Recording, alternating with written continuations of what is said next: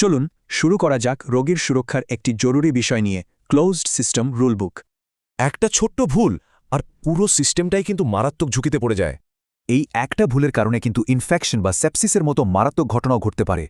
তাহলে এই ঝুঁকির বিরুদ্ধে আমাদের রক্ষা কবচটা কি? Closed drainage system. যেমন ধরুন ইউরিনারি ক্যাথিটার, চেস্ট টিউব বা বিভিন্ন সার্জিক্যাল ড্রেন। এর মূল মন্ত্রটা হল সিস্টেমকে রাখতে হবে ক্লোজড, স্টেরাইল আর ডিপেন্ডেন্ট। মানে হ্যান্ড হাইজিন থেকে শুরু করে ডিভাইস সুরক্ষিত রাখা প্রতিটি পদক্ষেপই খুব জরুরি। এবার আসি সেই সব ভুলে যা প্রায়ই হয় আর যা খুব বিপজ্জনকও বটে।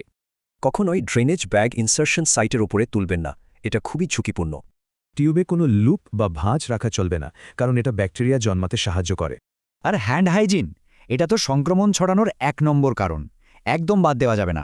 খুব দরকার না হলে সিস্টেমটা একদমই ডিসকানেক্ট করবেন না, এতে ইনফেকশনের ঝুঁকি বাড়ে।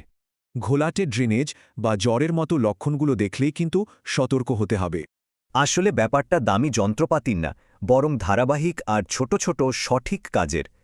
ভাবুন তো, আপনার পরের শিফটে কোন ছোট্ট কাজটা সবচেয়ে বড় পরিবর্তন আনতে পারে?